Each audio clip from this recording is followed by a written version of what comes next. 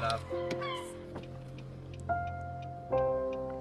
I had a friend when I went to college. I did a performance and arts course, Northbrook College, and his name was Dan, and he got sent it by John.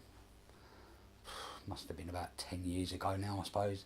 And he showed it to me at college. We were going to do it for like one of our assessment type things, because it's a one act play. Yeah. And basically I had the idea that I'd like to make it into a short film, and I approached John, and he Did it gave really me. resonate with you at that time? When I read it, it kind of hit home, realising that, you know, one, I've been like that, I've lived like that, I know where the characters were coming from.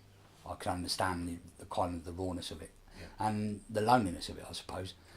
And yeah, it kind of did hit home, and like I said, I thought, well, I'd like this to be a short film, although at the time I wasn't doing anything like that, I was at college.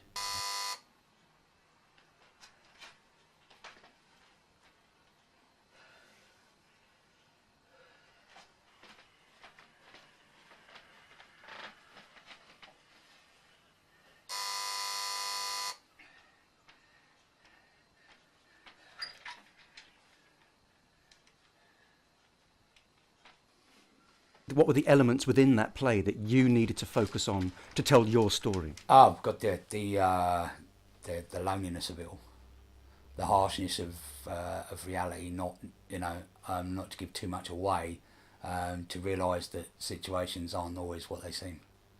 Sure. You know, it is about schizophrenia, and basically, yeah, there were harshness of it. I mean, I don't want to give too much away because they will spoil the ending, but I mean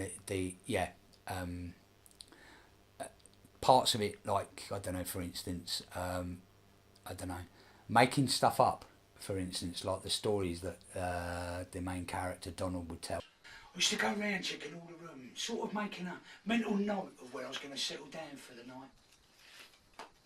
They had these lovely sofas in there, comfy, that ain't the word. I felt like a toff, a real toff. Could do what I want, have what I like. You know that's blatant lie, but it kind of goes with his character, I think. Do you think it was something that Donald actually started to believe in his own mind? I believe when he told it at that time within the play or the film, yeah, he believed it. Yeah. I think, and I do myself have had, when I've been really ill, I've had these things happen that I was told didn't happen, which is really the worst thing, the most frightening thing about my illness, that 85% or whatever it is actually hasn't happened. It's all been in my mind, and that does actually affect me. It makes me scared. Yeah, that was actually my next question. Obviously, I don't think it's a spoiler to say that perhaps Donald is you, but how reflective of your own experiences is the film? 90% correct, I'd say. I mean, 10% there was figments of imagination. Also, when you create a film, you need to have they call it a start, middle and end plot, whatever. You need to make it run from beginning to the end. I don't know, when I read it, I loved the story, and it really did hit home, and it kind of reminded me of a lot of situations that I'd been in, and also possibly what I could be in the future, you know. I mean, it was pretty much 90% me, I think. Okay.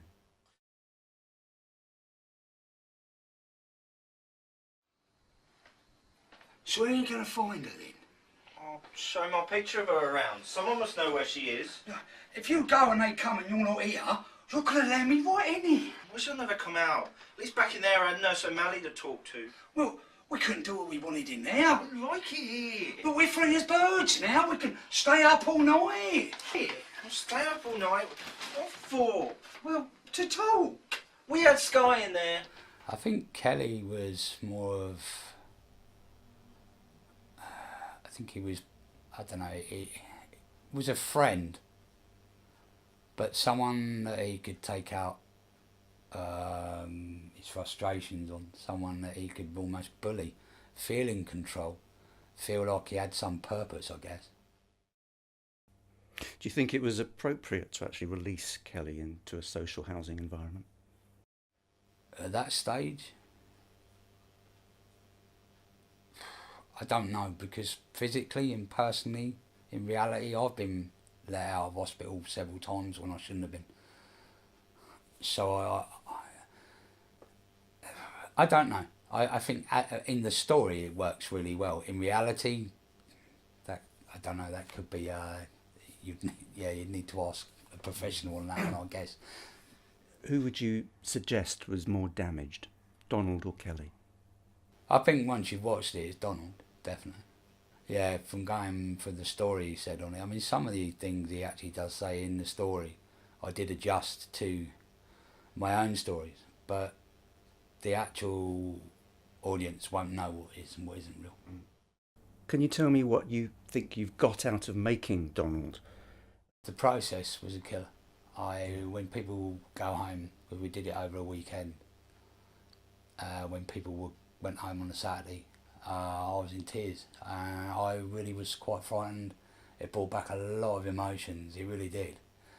But then when they came back on the Sunday, it sort of started to redo it again. But for about a week or two afterwards, I was in quite a strange place. And were you able to talk about those feelings with other people? Were you sort of bottling it up, do you think? I had no one to talk to them about. Yeah. I had no one around to actually express my feelings, or, you know, I mean, Dick did ask if I was okay, which was really nice, but no, I had no one really to talk to. Can I ask what your hope for the film is?